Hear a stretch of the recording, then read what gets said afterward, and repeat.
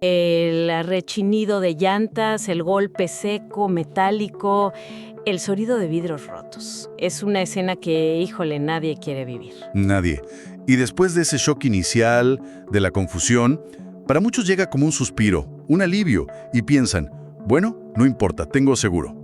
Es tu red de seguridad, ¿no? La promesa de que todo va a estar bien, al menos en lo económico. Exacto. Pero ¿qué pasa si esa red, justo cuando más la necesitas, pues resulta que tiene un agujero? ¿Qué pasa si la aseguradora te dice, lo sentimos, no pagamos? Y esa es la pregunta que de verdad paraliza a cualquiera, porque va más allá del dinero. Se siente, no sé, como una traición. Totalmente. Justo por eso hoy vamos a analizar a fondo esto. Basándonos en la experiencia real, la del día a día, hemos encontrado tres errores cruciales y sorprendentemente comunes que hacen que una aseguradora rechace un pago. El objetivo entonces es entender esas trampas del sistema, para no caer en ellas. Exacto, para poder navegarlo. ¿Ok? Y es que lo más fascinante de este análisis es que le da la vuelta a la narrativa. O sea, siempre pensamos en la aseguradora como el gigante malo que busca excusas para no pagar. Sí, es la idea general. Pero lo que vamos a ver sugiere algo distinto, que muchas veces el propio asegurador, por pánico o por puro desconocimiento, se sabotea a sí mismo. Es un tema de responsabilidad personal, de conocer las reglas del juego. Muy bien, pues vamos a desglosarlo. Empecemos con el primer error, que es casi un instinto. Sí, una reacción. Pasa segundos después del choque. Estás a mitad de la avenida. Los coches te pitan, la gente te ve feo y todo te grita. ¡Muévete! ¡No estorbes! La presión social es brutal en ese momento. Yo confieso que sería la primera en querer orillarme. O sea, parece lo más cívico, lo más lógico. Pero resulta que ese impulso es un error fatal, porque algo que parece de sentido común puede aniquilar un reclamo. A ver, la respuesta está en dos palabras clave: deslinde de responsabilidad. Ok, para que la aseguradora pueda decir quién tuvo la culpa y por lo tanto quién paga, necesita evidencia. Evidencia objetiva. Y la evidencia es La posición final de los coches, las marcas de las llantas en el pavimento, el ángulo del golpe. Todo eso es la escena del accidente. Si no te mueves, preservas la escena. Y así el ajustador, que es un perito, puede reconstruir los hechos con base en la física, no en opiniones. Entiendo el punto de preservar la escena, pero seamos honestas. Estás en medio del periférico. Son las 6 de la tarde. Caos total. La gente te está gritando. El tráfico ya es un infierno. ¿De verdad se espera que uno paralice una de las arterias principales de la ciudad? ¿No hay un punto medio? Es una pregunta súper válida. Y es justo donde choca la teoría con la caótica realidad, ¿no? Sí. Mira, la regla de oro es no te muevas, a menos que haya un riesgo inminente. ¿Cómo cuál? No sé, que el coche esté echando humo y parezca que se va a incendiar, o que estés en una curva ciega de una carretera. Ahí sí, claro, la seguridad es primero. Ok, eso tiene sentido. Pero en el 90% de los choques en la ciudad, el riesgo es la impaciencia de los demás. Y ahí es donde hay que tener la sangre fría y esperar. Ok, sangre fría. Pero, ¿y qué pasa con este otro escenario?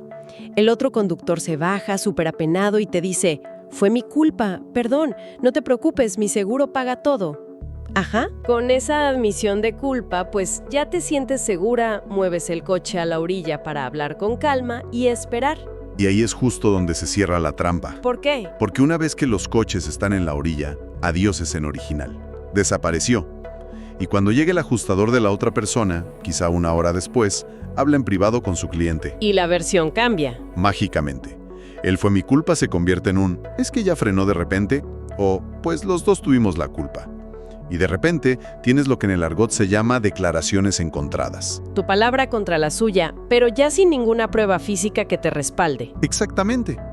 Y para una aseguradora, declaraciones encontradas sin una escena es un empate técnico. No tienen cómo saber legalmente quién fue el responsable. Y ante la duda, aplican la política más segura para ellos: que cada quien pague sus propios daños. No es que sea por malicia, es que la falta de evidencia les impide justificar el pago. Como se dice coloquialmente, cada quien se va con su chipote. Pero eso suena increíblemente injusto para la persona que no tuvo la culpa. Básicamente, la aseguradora se protege a sí misma a costa de su cliente por un tecnicismo. Se siente así, es comprensible. Pero si lo ves desde la lógica del sistema, la aseguradora no estuvo ahí. No puede operar con base en la honestidad que se supone que tiene la gente. Opera con base en hechos verificables. Y al mover al coche, es el propio asegurado quien, sin querer, elimina esos hechos. La lección es brutal, pero es clara. La paciencia en esos 10 minutos vale mucho más que cualquier acto de cortesía vial. Es increíble cómo una reacción de pánico, como mover el coche, puede tener estas consecuencias, y eso me lleva a pensar en otras decisiones que se toman con la adrenalina a tope, que es el núcleo del segundo error: mentir. Sí, este es quizá el error más trágico de todos, porque casi siempre nace de un intento, equivocado de protegerse. El pánico nos hace tomar atajos y pensar que podemos ser más listos que el sistema. Y hay 2 ejemplos que son un clásico. Un clásico. El primero, la persona que iba manejando iba en estado de ebriedad. El primer impulso de la familia, los amigos, es hacer un cambio. Rápido, pásate tú al volante, di que tú venías manejando. Y el segundo ejemplo es casi un calco. El conductor no tiene licencia o la tiene vencida. La reacción es la misma, que alguien que sí la tenga en regla, quizá el copiloto, asuma la culpa. Presentarle una versión limpia a la aseguradora. Exacto. Y aquí es donde viene el punto más contraintuitivo y crucial de todo este análisis. Es un giro de guión que la mayoría de la gente desconoce por completo y les cuesta su cobertura. A ver, espera. Eso va en contra de todo lo que uno asume. O sea, la creencia popular es que si tomaste una cerveza o se te olvidó renovar la licencia, el seguro automáticamente se lava las manos. Es lo que todo mundo cree. ¿Me estás diciendo que el verdadero problema no es la falta en sí, sino intentar ocultarla? Esa es exactamente la paradoja.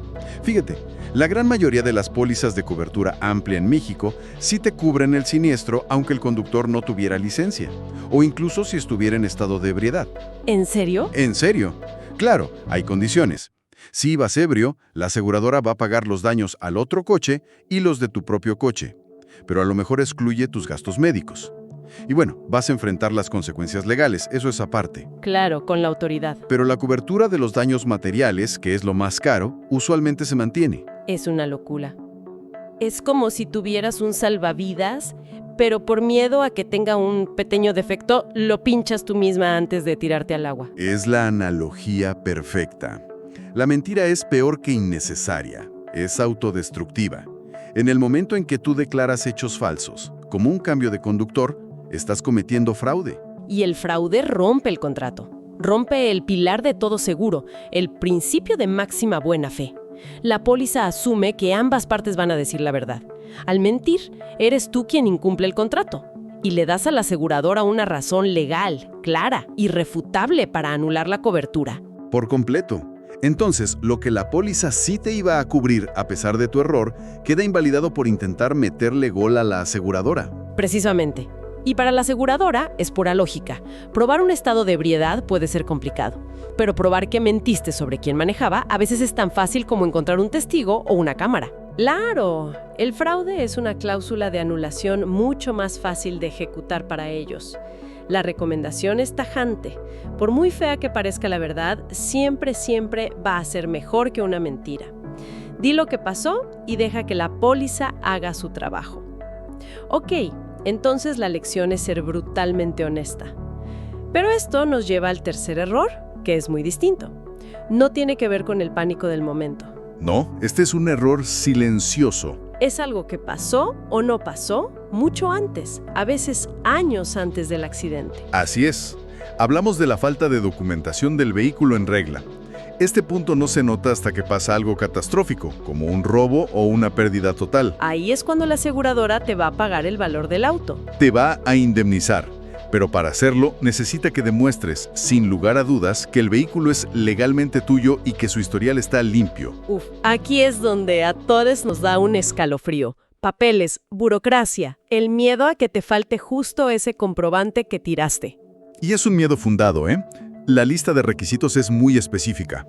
Generalmente para pérdida total o robo, te van a pedir, primero, la factura de origen. Es como el acta de nacimiento del coche. Ok. Segundo, si ha tenido varios dueños, necesitas todos los consecutivos de facturas o los endosos. Toda la cadenita de propiedad.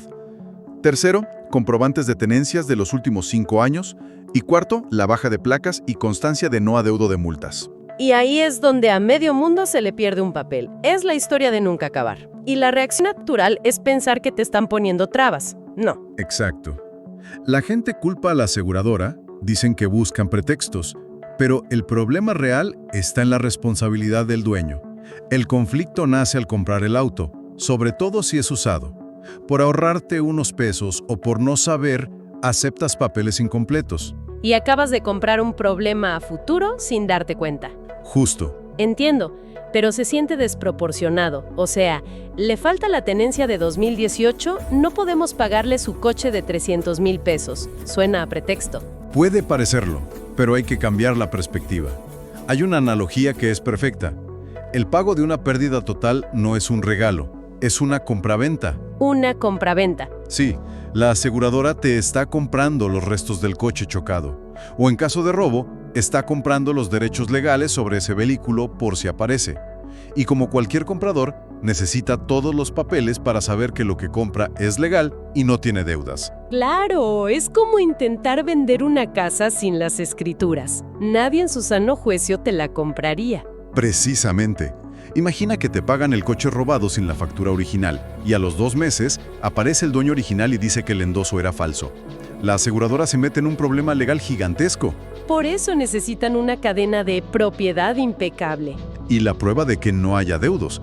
No es un pretexto, es protección legal para que la transacción sea válida. Vaya, entonces, lo que parecía una historia de aseguradoras malas, en realidad es una sobre la importancia de la evidencia, la honestidad y la preparación. Así es. Si lo resumimos sería, primero, no te muevas para preservar la evidencia. Segundo, no mientas para preservar el contrato. Y tercero, ten tus papeles en orden para preservar la prueba de tu propiedad. Esa es la síntesis perfecta. Y el hilo que une todo es la responsabilidad e información. 2 errores son por acciones en un momento de crisis, y el tercero, por falta de diligencia previa, en un momento de calma. Todo se reduce a conocer las reglas del sistema. Exacto. Y esto nos lleva a una reflexión más amplia. Hay una tendencia a culpar al sistema, aseguradoras, gobierno, bancos, a verlo como un adversario. Sí, como si estuviera diseñado en nuestra contra. Pero este análisis demuestra que muchas veces somos nosotros mismos los que por falta de información le damos al sistema las herramientas para que falle. En nuestra contra. Es un llamado a ser participantes más curiosos, más informados. En lugar de asumir que las reglas están para hacernos perder, el primer paso es entender cuáles son esas reglas. La curiosidad es nuestra mejor póliza de seguro contra el propio desconocimiento. No podemos quejarnos de que el juego está amañado si ni siquiera hemos intentado leer las instrucciones. Justo. Y eso nos deja con una idea final para reflexionar, que va mucho más allá de los seguros de auto. Este análisis nos revela cómo la falta de información puede llevar a una persona a sabotear su propia seguridad financiera. Y esto plantea una pregunta más amplia. En sistemas complejos que a menudo percibimos como adversos, ¿hasta qué punto es nuestra responsabilidad personal el educarnos para navegar sus reglas y así evitar convertirnos en nuestros propios peores enemigos?